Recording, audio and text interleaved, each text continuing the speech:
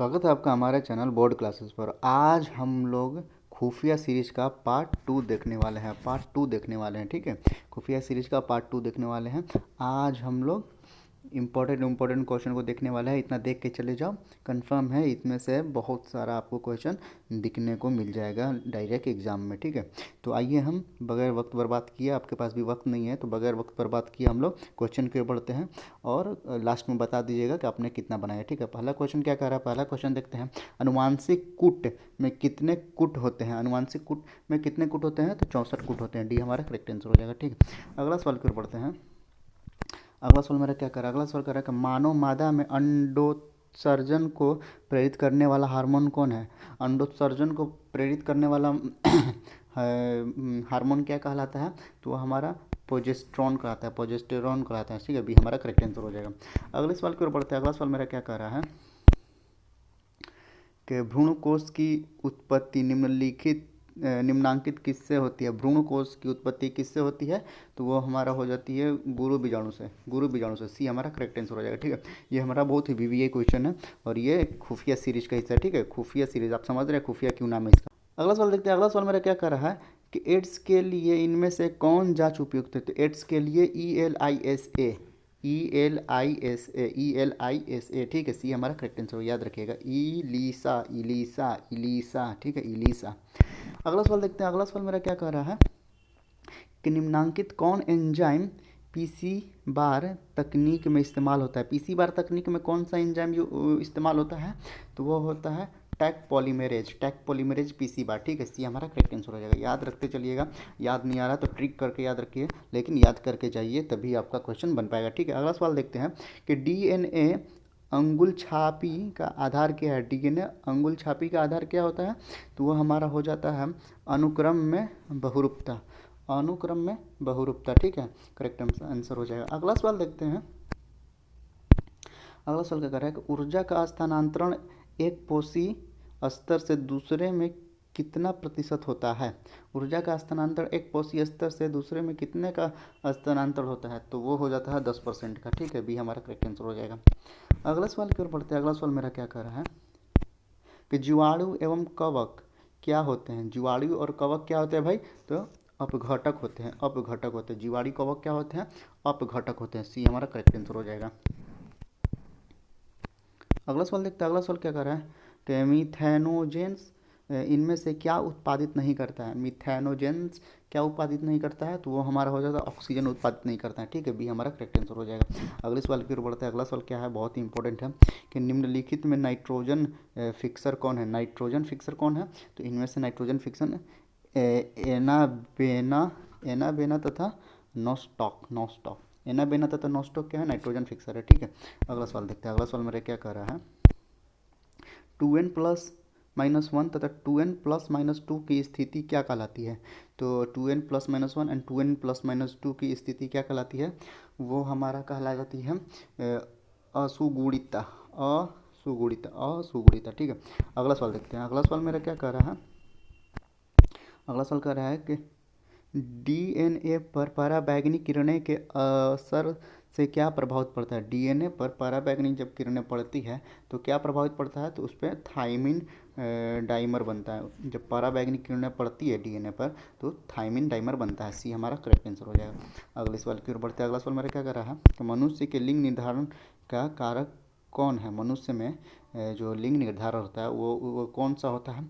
तो Y chromosome होता है, वाई गुणसूत्र। ठीक है, वाई क्रोमोसोम। ठीक है, बी हमारा करेक्ट आंसर हो जाएगा।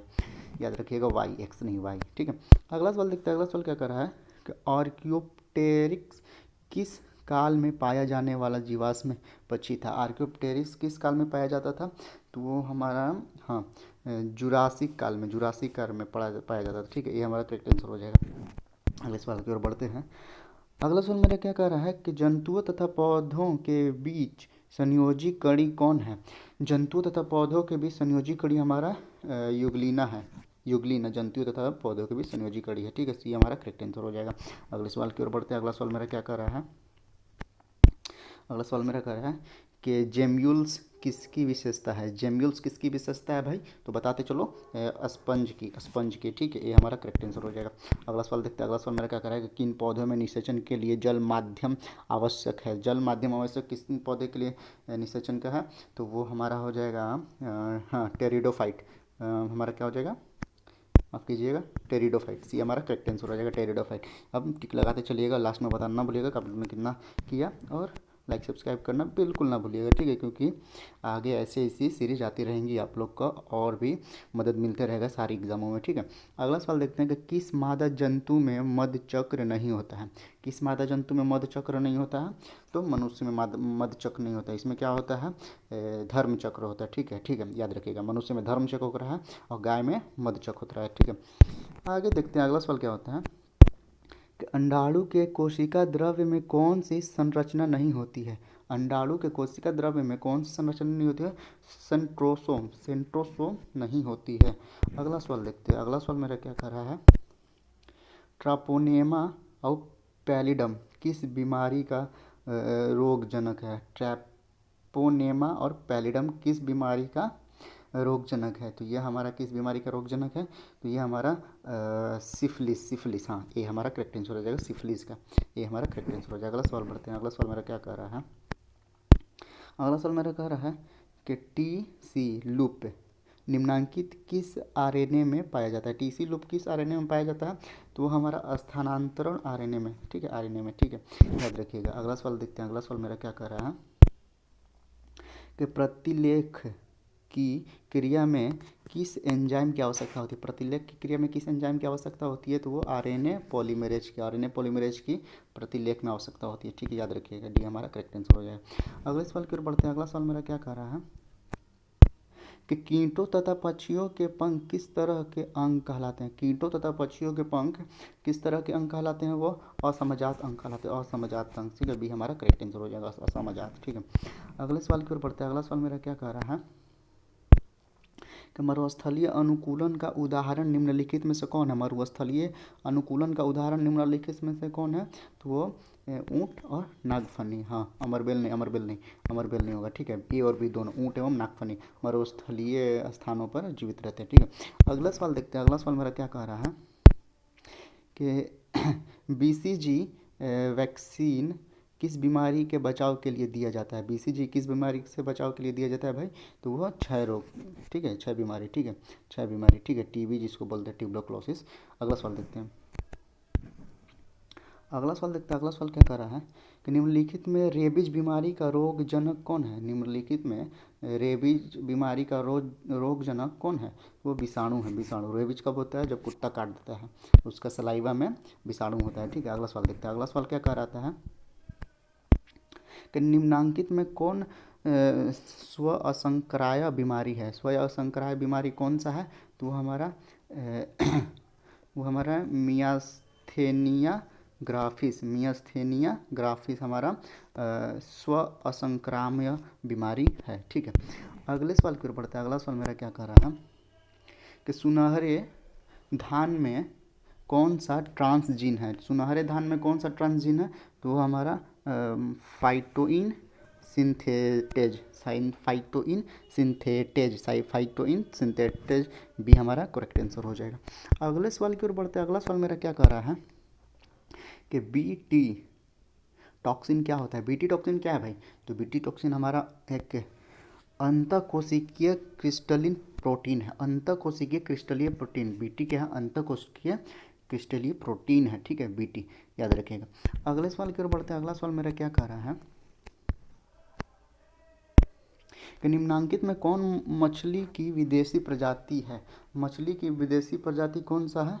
तो कौन सा होगा? कतला, रोहू, मंगूर, नहीं, इनमें से कोई नहीं है विदेशी प्रजाति, ये तो सब देसी प्रजाति है, ठीक है, डी हमारा करेक्ट आंसर। अगला सवाल देखते हैं। अगला सवाल मेरा क्या कह रहा है कि ब्रह्म स्थानीय संरक्षण का उदाहरण कौन है? तो ब्रह्म स्थानीय संरक्षण का उदाहरण है वनस्पति उद्यान, प्राणी उद्यान, ठीक है। तो सी, ए और बी दोनों हो जाएगा हमारा करेक्ट आंसर, ठीक है। अगले सवाल की ओर बढ़ते हैं। अगला सवाल मेरा क्या कह रहा है कि प्रकृति में सबसे अधिक संख्या निम्नलिखित किस स्पीसीज की है? प्रकृति में सबसे अधिक कौन सी स्पीसीज पाई जाती है? तो कौन सी स्पीसीज पाई जाती है? कीट ठीक है। मनुष्य से भी ज़्यादा क्या है, कीट है दुनिया में, याद रखिएगा। अगला सवाल देखते हैं। अगला सवाल मेरा क्या कह रहा है, अगला सवाल कह रहा है कि संकटग्रस्त स्पीसीज के लिए ब्रह्मस्थनीय संरक्षण का एक उदाहरण कौन सा है? तो वो उदाहरण एक है हिमकारी परिरक्षण। हिमकारी परिरक्षण एक संकटग्रस्त स्पीसीज के लिए है, ठीक है। अगला सवाल देखते हैं। अगला सवाल क्या कह रहा है कि निम्नांकित में प्रौद्योगिकी उत्पाद कौन है? प्रौद्योगिकी उत्पाद कौन है हमारा? तो ह्यूमल्यून भी सही है, और प्लोवर सैवर, हाँ ये भी तो सही है, और GM क्रॉप्स, हाँ या GM फसल, ये भी सही है। हाँ तो डी सभी हो जाएगा, ठीक है, डी हमारा करेक्ट आंसर हो जाएगा। अगला सवाल पे बढ़ते हैं। अगला सवाल मेरा क्या कह रहा है कि प्राकृतिक अनुवांशिक अभियंता निम्नांकित में कौन है? प्राकृतिक अनुवांशिक अभियंता निम्नांकित में कौन है? तो कौन है भाई? वो हमारा एग्रोबैक्टीरियम ट्यूमिफेसियंस, भी हमारा करेक्ट आंसर हो जाएगा। अगला सवाल पे बढ़ते हैं। अगला सवाल मेरा क्या कह रहा है कि हाथी के लिए संरक्षित क्षेत्र निम्नलिखित में कहाँ है? हाथी के लिए संरक्षित क्षेत्र कहाँ है भाई? तो वो क्षेत्र है पलामू, सिम्पीपाल और पेरियार, इनमें से सभी, ठीक है, डी सभी जगह हाथी को संरक्षित किया जाता है। अगला सवाल देखते हैं। अगला सवाल क्या कर रहा है, अम्लीय वर्षा करने वाले प्रदूषक निम्नलिखित में कौन है? अम्लीय वर्षा किसके कारण होता है? तो वो होता है SO2, सल्फर डाइऑक्साइड के साथ, ठीक है, की वजह से होता है, ठीक है, SO2 की वजह। अगले सवाल की ओर बढ़ते हैं। अगला सवाल मेरा क्या करेगा, ग्रीन हाउस गैस क्या सोखती है? ग्रीन हाउस गैस क्या सोखती है? तो वो अवरक्त किरणें, इंफ्रारेड रेडिएशन को सोख लेती है, ठीक है। अगला सवाल पर देखते हैं। अगला सवाल क्या कह रहा है कि जल में भारी धातु प्रदूषक निम्नांकित में कौन है? जल में भारी धातु, ठीक है, जल में भारी धातु निकल भी है और आर्सेनिक भी है, तो ए और बी यानी सी हमारा करेक्ट आंसर हो जाएगा। अगले सवाल की ओर बढ़ते हैं। और अगला सवाल क्या कह रहा है कि सब्जियों को निम्नांकित में कौन नुकसान पहुंचाता है? सब्जियों को कौन नुकसान पहुंचाता है भाई? तो वो हमारा PAN पैन एंड हाँ फ्लोराइड, नाइट्रोजन का ग्रुप एंड नाइट्रोजन का एक समूह एंड फ्लोराइड, हाँ दोनों, ठीक है, सी हमारा करेक्ट आंसर हो जाएगा। अगला सवाल पे बढ़ते हैं। मेरा कह रहा है कि रिलैक्सन का स्राव कहाँ से होता है? रिलैक्सन का स्राव कहाँ से होता है भाई? तो वह अपरा से एंड कॉर्पस ल्यूटियम, हाँ हाँ दोनों से होता है, तो ए और बी दोनों हो जाएगा, सी हमारा करेक्ट आंसर हो जाएगा, ठीक है। खुफिया सीरी पार्ट 2 का बस इतना ही सवाल था, और फिर हम मिलते हैं अगले पार्ट 3 के साथ। तब तक के लिए बने रहिएगा और सब्सक्राइब करना बिल्कुल ना भूलिएगा, ताकि पार्ट 3 आपको जल्द से जल्द मिल जाए और एग्ज़ाम में जाइए और धुआं धुआं छोड़ा दीजिए। और सब्सक्राइब करना एकदम ना भूलिएगा। आप अंतिम में बता दिए कि कितना आप लोगों ने बनाया, ठीक है। तब तक के लिए धन्यवाद, जय हिंद।